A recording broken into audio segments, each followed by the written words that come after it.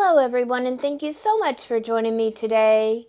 My name is Mademoiselle Lynna, and you can find me online at www.scottishsunflower.com. Today we are here to do the Leo Monthly Tarotscope for June 2024.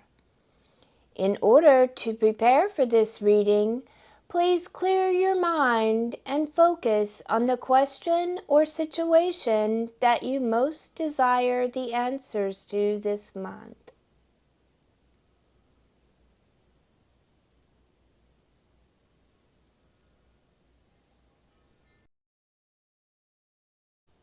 The significator. This represents you. Judgment.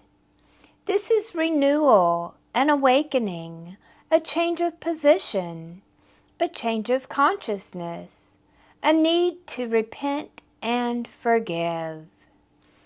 This indicates a transcendence, an advancement to higher things. The past is the past. It is dead and gone. You are moving on to a higher level of existence. What covers you? This represents what covers you. In other words, the forces at work around you. Queen of Shivs. This is sterility, privation, widowhood, sadness, mourning. A dark-haired, dark-eyed woman. The Rani looks straight at you, her gaze unflinching. There is a great honesty in her face. Does she have the second sight? Is she able to see into the future? If she can see what lies ahead, she seems content with what she sees. What crosses you? This is what crosses, or the obstacles that are presently around you. The moon. This is deception, disillusionment, obscurity, imagination, dreams and intuition, possible trickery and dishonesty. The stream of consciousness comes from an unknown source. It can be traced back if you are prepared to take the time and trouble. There is the potential for development here. Ideals. As the name suggests, this represents the goals towards which you strive. 3 of Koshas. This is commerce, trade, cooperation, and success in business, a business partnership.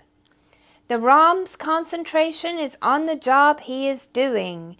He seems unaware of anything that's going on around him.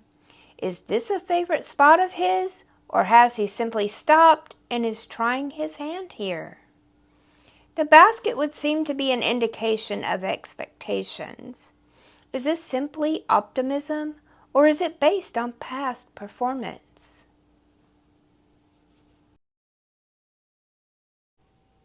Your basic self. This represents your basic self, the thoughts and feelings deep down inside. Page of Kuros. This is birth of a child or an idea, news, new proposals. A young person, often fair with light hair and light hazel eyes. This card is literally an eye-opener, educating you in many things in your life. Much will be revealed with news coming from all quarters. This is an ideal spot for a respite, short or long. It is a time and place to gather one's energies anew and ready for the return to life's vicissitudes.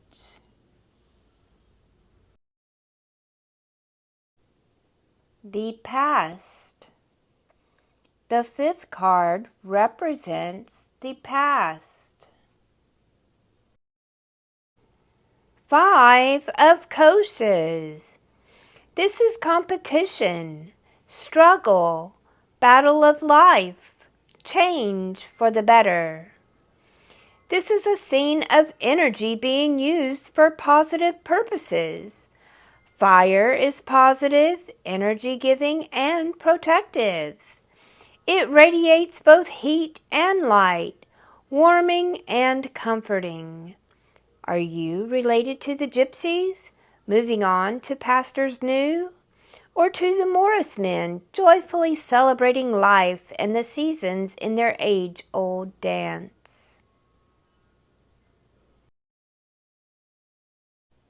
The immediate future.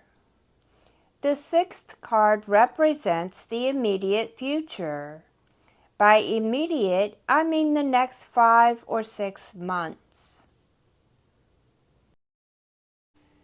2 of Kuros. This is partnership, cooperation, friendship, love, union. There is a very special connection between these two innocents. They live for the day without worrying about what tomorrow may bring. Although they are alone in their play, they are within easy reach of security should it be needed, and are sustained by those who love them. Now is a time for total innocence, love, and friendship. A time to enjoy the day. Yourself. The seventh card represents yourself. King of Kuros. This is a businessman, lawyer, responsibility, art and sciences, creative, liberal, and generous, light brown hair and hazel eyes. The Krallis is greatly respected, having much wisdom and having spent many years making the decisions best for his people.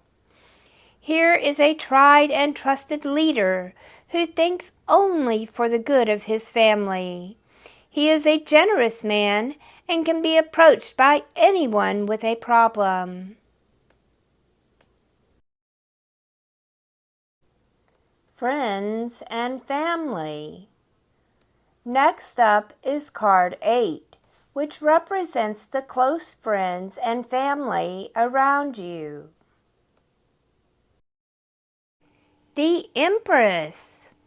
This is material wealth, marriage, children, fertility and fruitfulness, a mother, a sister, a comforter, commitment, good union. The Juval is a wife and mother, very capable of running a good home. She is the power behind the throne in her family. She is femininity and fecundity. She carries to fruition the seeds of ideas. Hopes and fears. Card number 9 is your hopes and fears. Don't be surprised if there are more of one than of the other. Also, you may see a similarity between this card and number 2, what crosses you. This will especially be so if you are aware of your obstacles and of any enemies. The Sun. This is satisfaction, happiness, attainment, love, joy, pleasure in the simple way of life, contentment. Joy and innocence are evident in this card. Vulnerability and strength are well balanced. The Sun, the life force itself, adds further strength. There is celebration. Final outcome. The final top card is referred to as the final outcome. It must be borne in mind that no reading can see much further ahead than about a year. Forces change too rapidly for that. So this is only the final outcome for this particular reading. 6 of Koshas. This is triumph, triumphal procession, victory, gain, good news, and advancement. This is a triumphant gathering. The Ram has almost certainly just won a race with his horse and cart. He is being hauled as the winner, the victor. The fire symbolizes energy and is positive and protective. The woods symbolize the unknown, which is always just beyond. I hope this reading has resonated with you and will help lead you and guide you throughout the month. If it has helped you and you feel that it will help someone else, please feel free to share this video. And remember to comment, like, and subscribe to my channel. If you would like a more personal and in-depth reading, you can book online at www.scottishsunflower.com. And be sure to check out all the goodies on my website while you are there. I look forward to speaking with you soon. Love you bunches. Bye-bye.